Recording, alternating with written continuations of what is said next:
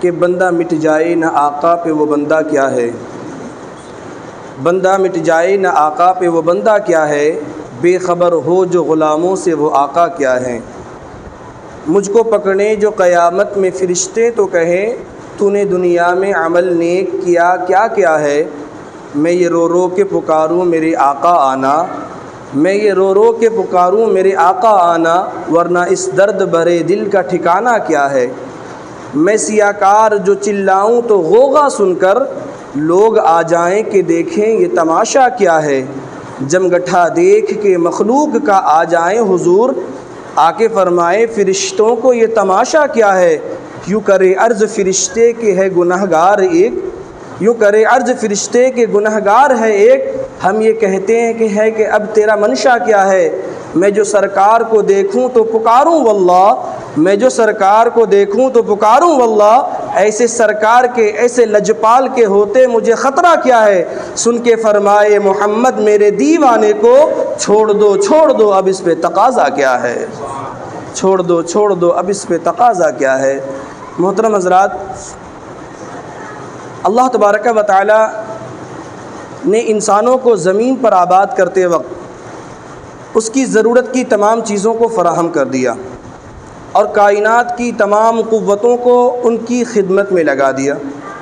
ان کے اعضاء و جوارح ان کی بنیادی ضرورتوں کو پورا کرتے ہیں، جبکہ حیوانات و نباتات ان کی غذائی اور دیگر ضرورتوں کی تکمیل کرتی ہیں۔ ان مادی ضروریات کے ساتھ ساتھ اللہ تبارک و تعالیٰ نے ان کی روحانی ضروریات کی تکمیل کے لیے شروع سے ہی انتظام کر رکھا ہے، تاکہ انسان یہ جان سکے، تاکہ انسان کو یہ علم ہو سکے، معلوم ہو سکے کہ انہیں پیدا کس نے کیا، انہیں پیدا کرنے والا کون ہے، وہ اس سے کیا چاہتا ہے، دنیا میں اسے کس طریقے سے زندگی گزارنی چاہیے، اسے کیا کرنا چاہیے کیا نہیں کرنا چاہیے، اسے اس بات کا علم ہونا چاہیے۔ اسی طریقے سے انسانی آبادی، انسانی پاپولیشن دنیا میں جہاں جہاں پھیلتی گئی اور جوں اس میں گمراہی عام ہوتی گئی، اللہ تبارک و تعالیٰ ان کی ہدایت کے لیے اپنے برگزیدہ بندوں کو صحیح تعلیمات اور واضح ہدایات کے ساتھ مبعوث فرماتا گیا۔ یہ نبی تقریباً ہر قوم میں بھیجے گئے۔ احادیث کے مطابق اگر دیکھا جائے تو 1,24,000 کم و بیش انبیاء کرام اس دنیا میں تشریف لائے۔ 1,24,000 کم و بیش انبیاء کرام اس دنیا میں تشریف لائے ہیں، جن میں 313 رسول تھے، باقی نبی تھے۔ انہی پاک باز ہستیوں میں، انہی معزز و مکرم ہستیوں میں ایک عظیم ہستی جن کا نام حضرت عیسیٰ روح اللہ علیہ السلام ہے۔ اللہ تبارک و تعالیٰ نے انہیں ان کی قوم کی طرف مبعوث فرمایا، وہ اپنی قوم کی طرف آئے اور اپنی قوم والوں کو راہ حق بتایا، واضح ہدایات، روشن تعلیمات کے ذریعے سے انہیں صحیح راستے کی نشاندہی کی اور راہ حق بتایا۔ تو بجائے راہ حق کو قبول کرنے، بجائے سیدھے راستے کو ایکسیپٹ کرنے کے، ان لوگوں نے حضرت عیسیٰ علیہ السلام کو قتل کرنے کا ارادہ کر لیا۔ حضرت عیسیٰ علیہ السلام کے قتل کے درپے ہو گئے۔ اللہ تبارک و تعالیٰ نے حضرت عیسیٰ علیہ السلام کو آسمان پر اٹھا لیا۔ ابھی رفع آسمانی کو 571 سال ہی گزرے تھے، ابھی آسمان پر اٹھائے 571 سال ہی گزرے تھے کہ بنی اسرائیل کے علماء سو نے حضرت عیسیٰ علیہ السلام پر نازل شدہ کتاب انجیل میں بے شمار تحریفات کر دی، بے شمار چینجنگ کر دی، اور ان کی امت بے شمار فرقوں میں بٹ گئی، تقسیم ہو گئی، اور ان کے اندر آپسی اختلافات، آپسی عداوت، آپسی دشمنی اس قدر بڑھ گئی تھی، آپسی چپقلش، آپسی اختلاف اس قدر عروج پر پہنچ چکی تھی کہ ہر فرقے والے دوسرے فرقے والے کو ملحد اور کافر گردانتے تھے، اور خود کو حضرت عیسیٰ علیہ السلام کے دین کے ٹھیکیدار سمجھتا تھا۔ وحی الہی کا نور دھندلا ہو چکا تھا، انسان اپنے فریب خوردہ عقل اور خود ساختہ عقائد کے دلدل میں پھنس چکا تھا۔ ایسے موقع پر ان لوگوں نے حضرت عیسیٰ علیہ السلام حد تو ان لوگوں نے یہ کیا کہ حضرت عیسیٰ علیہ السلام کو ان لوگوں نے اللہ کا بیٹا کہنا شروع کر دیا۔ وہ حضرت عیسیٰ جنہوں نے اپنی پیدائش کے وقت ہی اپنی عفت معاب والدہ ماجدہ سلام اللہ علیہا کی پاک دامنی کی گواہی دیتے ہوئے یہ اعلان فرمایا تھا، انی عبد اللہ آتانی الکتاب وجعلنی نبیا۔ حضرت عیسیٰ علیہ السلام نے یہ گواہی دی تھی کہ میں نہ تو خدا ہوں نہ خدا کا بیٹا ہوں، بلکہ میں خدا کا بندہ ہوں، اور اللہ تبارک و تعالیٰ نے مجھے کتاب عطا فرمایا ہے، مجھے منصب نبوت پر فائز کیا۔ اس واضح روشن قول کے باوجود ان لوگوں نے حضرت عیسیٰ علیہ السلام کو عبداللہ کہنے کے بجائے ابن اللہ کہنا شروع کر دیا، اللہ کا بیٹا کہنا شروع کر دیا۔ اس طریقے سے حضرت عیسیٰ علیہ السلام کے ساتھ ساتھ انہوں نے تمام انبیاء کرام کے مقصد کو بھی ٹھکرا دیا۔ آپ ذرا عرب کے حال کو دیکھیں۔ اس وقت عرب کا حال کیا تھا؟ عرب کا اکثر علاقہ جنگلوں، بیابانوں، ریگستانوں پر مشتمل تھا۔ وہاں کے رہنے والوں کو پڑھنے لکھنے سے کوئی تعلق نہیں تھا۔ وہ لوگ علم سے ناآشنا تھے، علم سے عاری تھے، علم سے بالکل نابلد تھے، انہیں علم کا کچھ آتا نہیں تھا۔ وہ عرب اگر اس وقت کے سروے میں بتایا جائے تو پوری دنیا میں اگر اس وقت کہیں سب سے زیادہ گمراہی تھی، کہیں سب سے زیادہ گناہ کیے جاتے تھے، کہیں سب سے زیادہ برائی تھی تو وہ عرب کی سرزمین تھی۔ لیکن اللہ تبارک و تعالی نے اس زمین کو اور اس زمین پر رہنے والوں کو، اپنے محبوب صلی اللہ تعالیٰ علیہ وسلم کو وہیں مبعوث فرمایا دین اسلام کی ترویج و اشاعت کے لیے۔ حضرت عیسیٰ اپنے نبی محبوب صلی اللہ تعالیٰ علیہ وسلم کو وہیں منتخب کیا۔ کیوں منتخب کیا؟ جبکہ عرب کی زمین اکثر علاقہ جنگلوں پر مشتمل ہے، بیابانوں پر مشتمل ہے، ریگستانوں پر مشتمل ہے، پتھریلی زمین ہے، وہاں کے لوگ نابلد ہے، علم سے ناآشنا ہے، وہاں کے لوگ علم سے عاری ہے، وہاں سب سے زیادہ گناہ پائے جاتے ہیں۔ پوری دنیا میں جتنا گناہ نہیں پایا جاتا تھا، جتنی برائی نہیں پائی جاتی تھی، جتنی گمراہی نہیں تھی، اتنی گمراہی عرب کی سرزمین پہ تھی۔ تو اللہ تبارک و تعالیٰ نے اپنے محبوب صلی اللہ تعالیٰ علیہ وسلم کو وہی کیوں مبعوث فرمایا؟ اس کے علاوہ کہیں مبعوث کر دیتا، عرب کے علاوہ کسی اور علاقے میں پیدا کر دیتا، عرب کے علاوہ کسی اور زمین پر مبعوث فرما دیتا، بھیج دیتا، لیکن اللہ تبارک و تعالیٰ نے اس دولت سرمدی سے عرب والوں کو ہی کیوں سرفراز کیا؟ اس دولت سرمدی کا امین عرب والوں کو کیوں بنایا؟ اس کی کیا وجہ تھی؟ کہیں اور مبعوث کر دیتا۔ میرے یارو، اس کی وجہ یہ تھی کہ باوجود ہے کہ عربوں کے اندر بہت زیادہ برائی تھی، باوجود ہے کہ عرب لوگوں کے اندر بہت زیادہ گمراہی تھی، وہاں کا اکثر علاقہ بنجریلا تھا، پتھریلا تھا، جنگلوں پر مشتمل تھا، بیابانوں پر مشتمل تھا، ان تمام چیزوں کے باوجود اللہ تبارک و تعالیٰ نے عرب والوں کو جو خصوصیات عطا فرمائی تھی، جو خوبیاں عطا فرمائی تھی، وہ خوبیاں دنیا کے کسی علاقے کے لوگوں کے اندر موجود نہیں تھی۔ اللہ تبارک و تعالیٰ نے عرب والوں کو جو فہم و فراست، جو عقل و ذہانت، جو غیرت و شجاعت، جو حمیت، جو دریا دلی، جو سخاوت دلی، اللہ تبارک و تعالیٰ نے عرب والوں کو عطا فرمایا تھا، کائنات میں کسی علاقے کے لوگوں کے اندر وہ پائے نہیں جاتے تھے۔ آپ ذرا دیکھیں، کتابوں کا مطالعہ کریں، تب آپ کو معلوم ہوگا کہ عربوں کے اندر کیا خصوصیت تھی۔ خامیاں بہت زیادہ تھی، لیکن خوبیاں کیا تھی، وہ ذرا خوبیوں پر توجہ دیں۔ اہل عرب، ان کے اندر ایک سب سے بڑی خصوصیت یہ تھی کہ اہل عرب جو تھے وہ بہت زیادہ فراست اور ذہانت والے تھے۔ ان کی عقل، ان کا ذہن اس قدر وسیع اور اتنا مضبوط تھا، ان کا قوت حافظہ، ان کی یادداشت اتنی مضبوط تھی کہ ویسا قوت حافظہ اس وقت کسی کے یہاں نہیں پایا جاتا، کسی علاقے کے لوگوں کے اندر نہیں پایا جاتا، کسی علاقے کے اندر لوگوں کے اندر ویسا قوت حافظہ، ویسی یادداشت نہیں پائی جاتی۔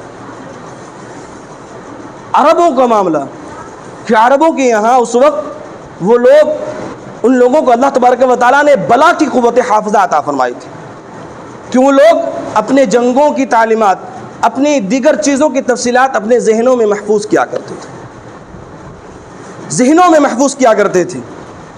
اور ان لوگوں کو صرف اپنا نسب ہی یاد نہیں تھا، بلکہ جس گھوڑے پر وہ سوار ہوتے تھے اس گھوڑے کا نسب اور اس کی نسل کا بھی علم تھا کہ یہ گھوڑا کس نسب کا ہے، اس کا نسل کیا ہے، اور یہ نسب، یہ نسل کسی کتاب میں لکھا ہوا نہیں تھا بلکہ ان کے ذہن میں چھپا ہوا تھا۔ ایسی قوت حافظہ اللہ تبارک و تعالیٰ نے انہیں عطا فرمائی۔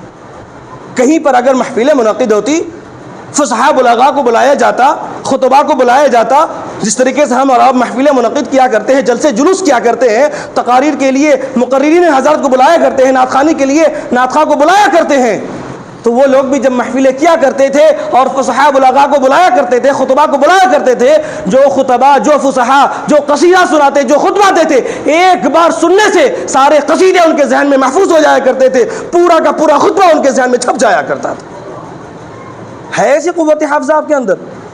ہم اور آپ جلسے جلوس کرتے ہیں، کوئی اگر تقریر کر کے جاتا ہے تو ہمیں اس بات کا علم نہیں ہوتا کہ میاں اس نے کس عنوان پر تقریر کی ہے، وہ کیا بولا ہے یہ دور کی بات، کس عنوان پر تقریر کی، ہمارے ذہن میں وہ بات نہیں ہوتی، اس نے کیا بولا ہے، کیا کہا ہے، کیا بتایا، کیا سمجھایا ہے، ہمارے دلوں میں وہ بات محفوظ نہیں ہوتی تھی، ہمارے ذہنوں میں وہ بات محفوظ نہیں ہوتی تھی۔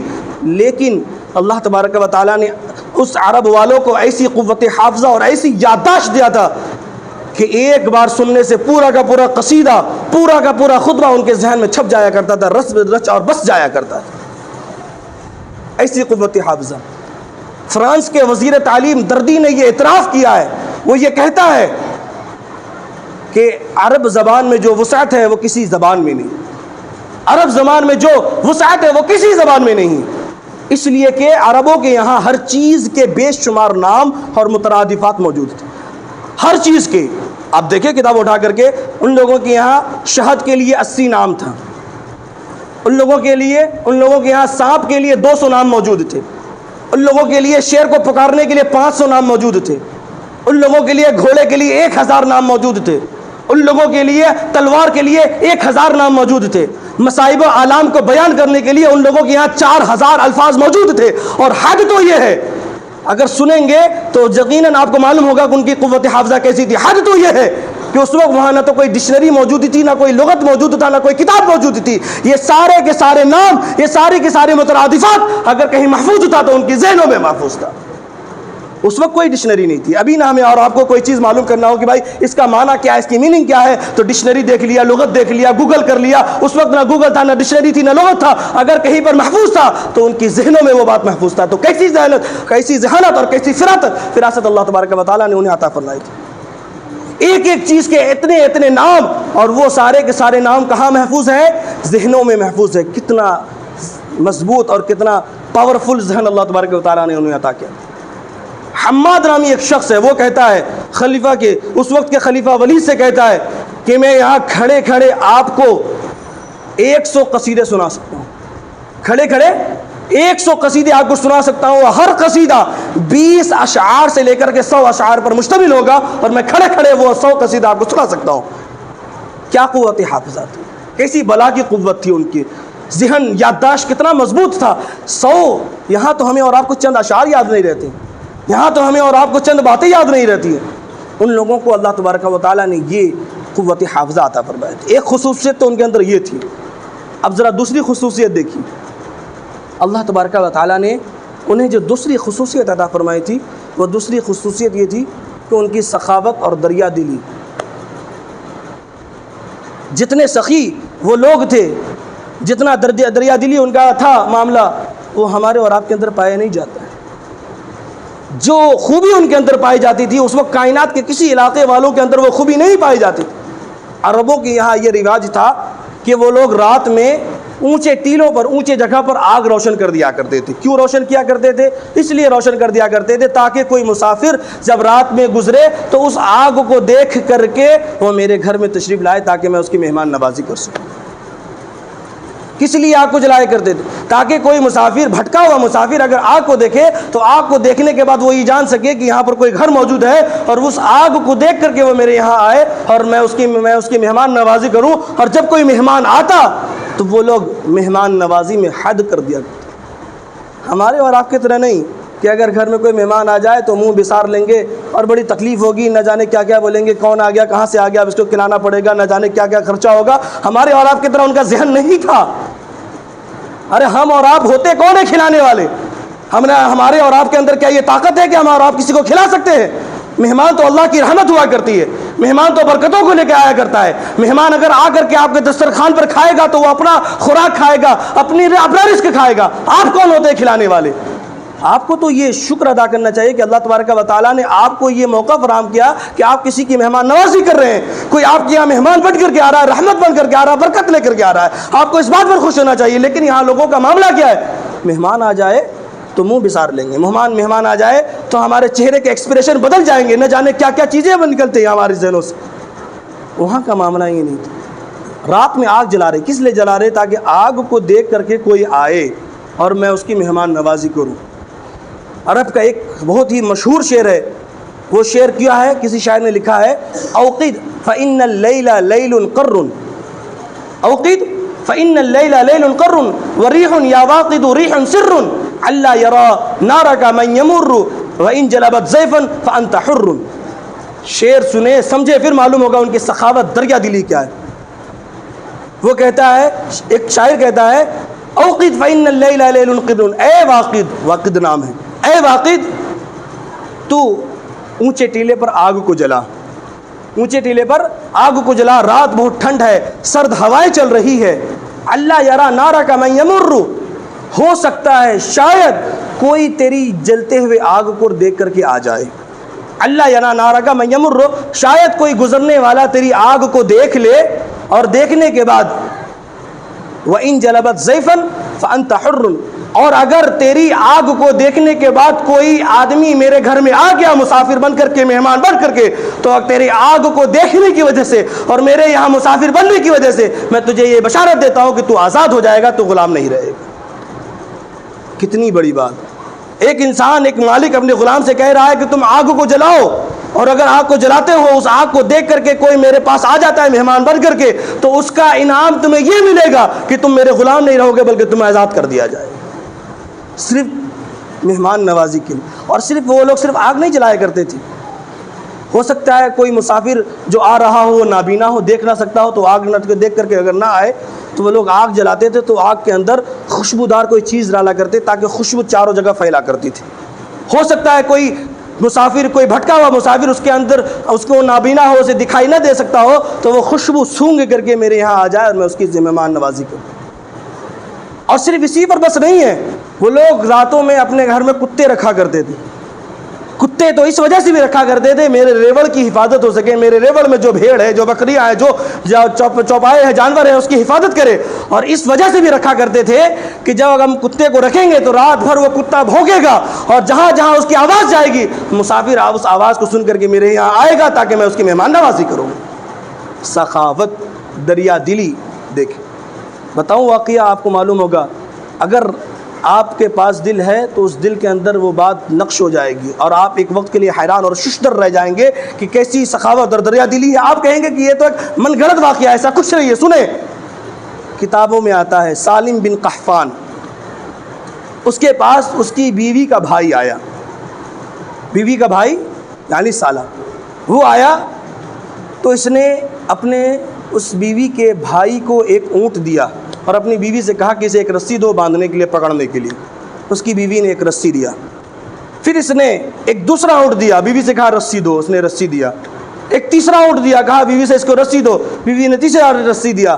وہ اونٹ دیتا گیا, اگر رسی کا مطالبہ کرتا گیا, حتیٰ کہ اس کی بیوی کہتی ہے اب میرے پاس رسی موجود نہیں, اب میرے پاس رسی موجود نہیں ہے. تو وہ شخص کہتا ہے, اس کا شوہر کہتا ہے, علی الجبال وعلیک الحمال, اونٹ دینا میرا کام ہے, اس اونٹ کو باندھنے کے لیے رسی کا انتظام کرنا اب تیرا کام ہے. ایسی سخاوت کہ وہ اونٹ دینے سے خطرہ نہیں رہا, اس کا اونٹ ختم نہیں ہو رہا ہے, یہاں دینے والی کی رسی ختم ہو گیا. اور حد تو یہ ہے کہ اب اس کی بیوی اپنے دوپٹے کو اتار کر کے اس کو دیتی ہے اور کہتی ہے کہ اس کو پھاڑ کر کے اس کے اونٹ کی رسی کو بنا کر کے دیتے جاؤ, اس کو اونٹ تقسیم کرتے جاؤ. یہ سخاوت, یہ دریا دلی عربوں کو اللہ تبارک و تعالیٰ نے عطا کیا تھا. دنیا میں کسی کے اندر یہ چیز نہیں پائی جاتی.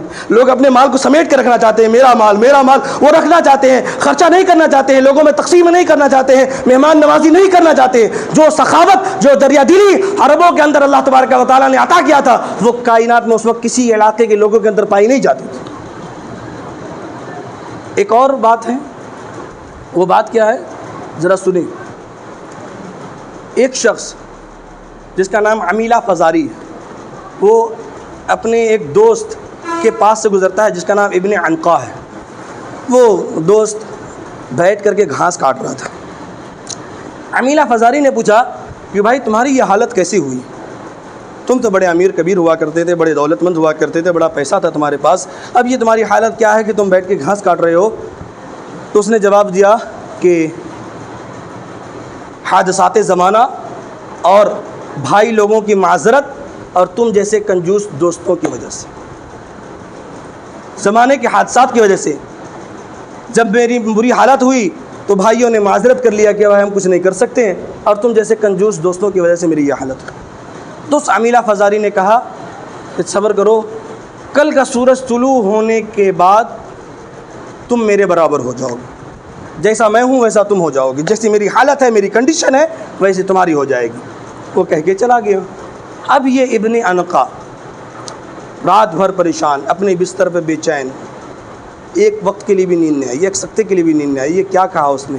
کل کا سورج طلوع ہونے کے سے پہلے میں اس کے طرح ہو جاؤں گا، سورج طلوع ہوگا، میری کنڈیشن، میری حالت، میری فائنینشیل حالت جو ہو جائے گی وہ تبدیل ہو جائے گی، میں اچھا ہو جاؤں گا۔ یہ کیا بات کہی؟ رات بھر وہ اپنے بستر پر پریشان ہے۔ اس کی بیوی اس سے پوچھتی ہے کہ کیا بات ہے، کیا ماجرا ہے، تم اپنے بستر پر بار بار کروٹیں لے رہے ہو، بڑا پریشان دیکھ رہی ہوں، بے چین دیکھ رہی ہوں، کیا بات ہے؟ تو اس نے پورا قصہ، سارا واقعہ بتایا۔ تو اس کی بیوی کہتی ہے تم پاگل ہو، تمہارا دماغ تو خراب نہیں ہو گیا ہے، تمہارا دماغی سلطنت ٹھیک تو ہے؟ کوئی اگر ایک بات کہہ دیا تم اس کو سوار کر کے رکھے ہو دماغ پر؟ کیا ایسا بھی ہو سکتا ہے کہ تمہاری حالت اتنی جلدی ٹھیک ہو جائے، تمہاری کنڈیشن اتنی جلدی درست ہو جائے، بہتر ہو جائے؟ تم پاگل تو نہیں ہو گئے ہو؟ خیر رات کسی طریقے سے گزر گئی۔ صبح ہوئی تو ابن عنقا کی بیٹی کہتی ہے کہ آپ چلے جائیں اپنے دوست عمیلہ فزاری کے پاس، ہو سکتا ہے وہ کچھ آپ کو تقسیم کرے، کچھ دے دے، کچھ بانٹے جو اس نے کہا ہے۔ تو ابن عنقا کہتا ہے کہ وہ اس وقت ہو سکتا ہے مدہوش ہو، اس وقت کچھ اس کی حالت صحیح نہ ہو، جو من میں آیا بول دیا، ایسا تو کچھ لگ نہیں رہا ہے۔ ابھی وہ اپنی بیٹی کو یہ کہہ ہی رہا تھا کہ وہ دیکھتا ہے کہ جانوروں کا ایک جم غفیر آ رہا ہے، بے شمار اونٹ ہے، بے شمار بھیڑ ہے، بکریاں ہیں، یہ ساری چیزیں آ رہی ہے۔ یہ ساری چیزیں آنے کے بعد وہیں پر عمیلہ فزاری بھی تھا۔ عمیلہ فزاری آتا ہے اور عمیلہ فزاری اس سے کہتا ہے کہ یہ میرے جتنے جانور نظر آ رہے ہیں یہ میرا مال ہے۔ اب اس مال کے اندر جتنے اونٹ تھے اس نے کہا آدھے اونٹ تم رکھ لو، آدھے اونٹ مجھے دے دو۔ جتنی بکریاں ہیں آدھی بکریاں تم رکھ لو، آدھی بکریاں مجھے دے دو۔ جتنے جانور ہیں آدھا جانور تم رکھ لو، آدھا جانور مجھے دے دو۔ اس نے اپنے مال کو دو حصوں میں تقسیم کیا، آدھا حصہ اپنے دوست کو دے دیا، آدھا حصہ اپنے پاس لے کر کے وہ واپس چلا گیا، اور صبح ہوتے ہی اس کی وہی حالت ہوگی جو اس کے دوست کی حالت تھی۔ یہ عربوں کے اندر سخاوت تھی، دریا دلی تھی کہ وہ اپنے دوستوں کے لیے، اپنے رشتہ داروں کے اوپر اپنی مالوں کو خرچ کر دیا کرتے تھے، اپنی جان کو لٹا دیا کرتے تھے۔ یہ اللہ تبارک و تعالیٰ نے عربوں کے اندر خصوصیت عطا فرمائی تھی، عربوں کے اندر اللہ تبارک و تعالیٰ نے یہ خاصیت عطا فرمائی تھی۔ ایسے ہی اللہ تبارک و تعالیٰ نے عرب کی سرزمین کو اپنے محبوب کے لیے منتخب نہیں کیا۔ اس کے اندر بہت ساری برائیاں تھیں، لیکن ایسی خوبیاں تھیں، ایسی خصوصیت تھی جو کائنات میں کسی کے اندر نہیں پائی جاتی۔ آخری بات پھر میں اپنی تقریر ختم کروں کہ اللہ تبارک و تعالیٰ نے ان لوگوں کو کیسی ذہانت عطا فرمائی تھی، کیسا قوت حافظہ عطا فرمایا تھا، اور کس طریقے کے اللہ تبارک و تعالیٰ نے انہیں فہم و فراست عطا فرمایا تھا۔ کائنات میں اس وقت کسی کو اللہ تبارک و تعالیٰ نے عطا کیا۔ ایک واقعہ پھر اپنی تقریر ختم۔ ایک شخص اپنے دو غلاموں کے ساتھ سفر کر رہا تھا، راستے میں اس کے دو جب آدھا راستہ طے کر لیا، آدھا سفر طے ہو گیا، اب دونوں غلاموں نے یہ منصوبہ بنا لیا کہ اب اپنے مالک کو قتل کر دینا ہے، منصوبہ بنا لیا کہ اپنے مالک کو مارنا ہے۔ اس مالک کو بھنک لگ گئی کہ یہ لوگ منصوبہ بنا رہے ہیں مجھے قتل کرنے کا، تو اس نے کہا اپنے غلاموں سے کہ لگتا ہے تم لوگ مجھے مارنے کا عزم مصمم کر لیے ہو، ارادہ کر لیے ہو، تو ایسا کرو مجھ سے ایک حلفیہ وعدہ لو کہ میں ایک شعر تمہیں بتاؤں گا، وہ شعر جا کر کے تم میری بیٹیوں کو سنا دینا۔ حلفیہ وعدہ لو مجھ سے، یہ نہیں کہا کہ مجھے چھوڑ دو، مجھے بخش دو، حلفیہ مجھ سے وعدہ لو کہ میں ایک شعر تمہیں بتاؤں گا، وہ شعر جا کر کے تم نے میری بیٹی کو سنا دینا۔ تو ان لوگوں نے، ان دونوں غلاموں نے پوچھا وہ شعر کیا ہے؟ شعر بتایا تو اس نے شعر سنایا، من مخبر بنتی ان اباہما للہ درکما ودر ابیکما۔ ان دونوں نے یہ شعر سنا۔ شعر سننے کے بعد انہوں نے کہا کہ اس میں تو ایسی کوئی بات لگتی نہیں ہے، کوئی پیغام لگتا نہیں، کوئی میسج لگتا نہیں ہے، یہ بات اگر پہنچا دیا جائے تو ایسا لگتا نہیں ہے کہ ہمیں کوئی نقصان پہنچے گا، اس کی آخری خواہش ہے، آخری حسرت ہے، وہ بھی پوری ہو جائے گی، میرا کوئی نقصان نہیں ہوگا۔ تو اس نے کر دیا، وعدہ کر لیا کہ اچھا ٹھیک ہے، میں تمہارے اس شعر کو تمہاری بیٹی کو سنا دوں گی۔ اس کو قتل کر دیا۔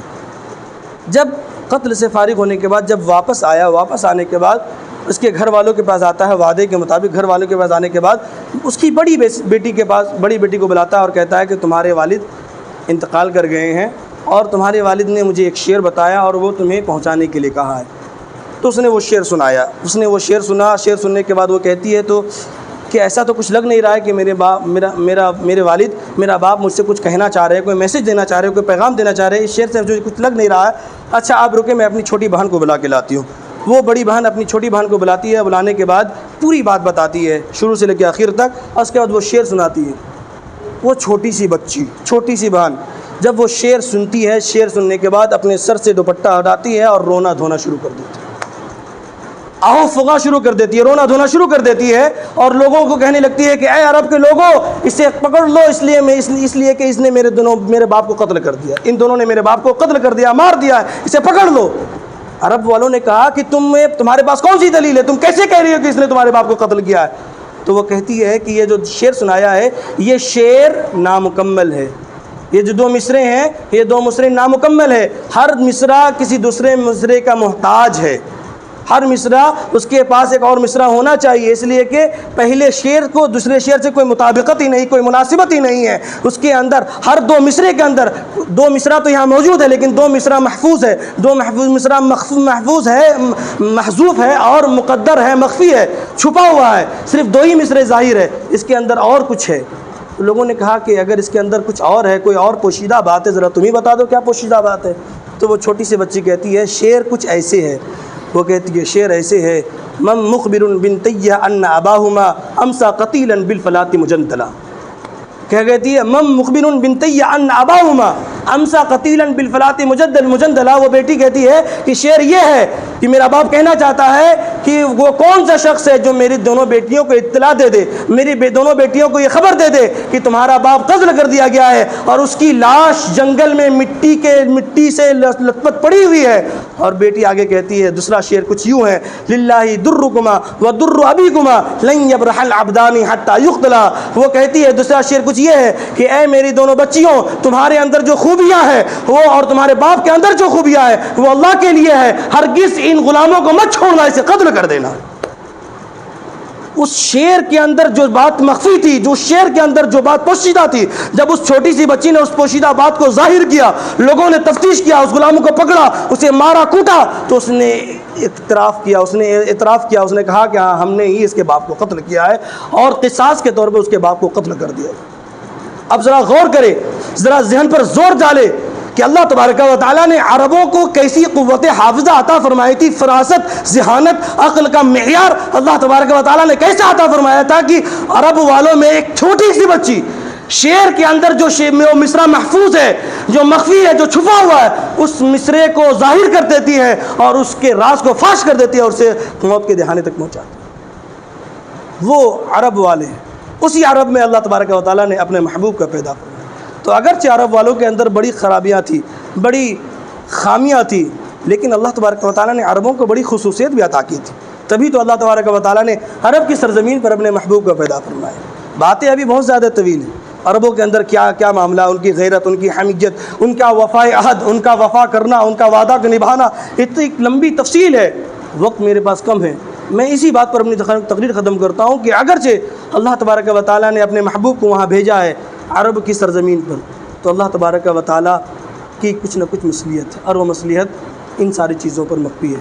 اللہ تبارک و تعالیٰ ہمیں اور آپ کو سمجھنے کی توفیق عطا فرمائے اور ہمیں اور آپ کو رسول اللہ صلی اللہ تعالیٰ علیہ وسلم سے سچی پکی محبت کرنے کی توفیق عطا فرمائے، آمین۔ وآخر دعوانا ان الحمد للہ رب العالمین۔